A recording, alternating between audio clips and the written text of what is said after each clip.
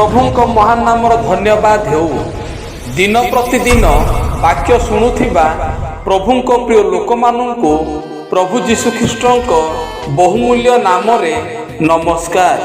आसंतु आज पिता परमेश्वरंक मुख निर्गत वाक्य पठन करिबा। हे इस्राएल संतानगण, तुम्भे माने सदा प्रभुंकर वाक्य शुण, कारण देशरे सत्य अबा दया कि अबा परमेश्वर विषयक ज्ञान नथिबारु देश निवासी गणर सहित सदा प्रभुंकर विवाद अछि।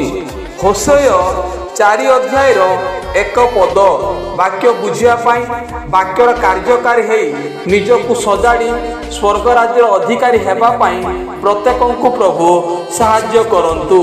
एही वाक्य द्वारा आपण मानंकु आपण मानंक परिवारंकु प्रभु प्रचुर परिमाण रे आशीर्वाद करंतु। धन्यवाद। आमेन।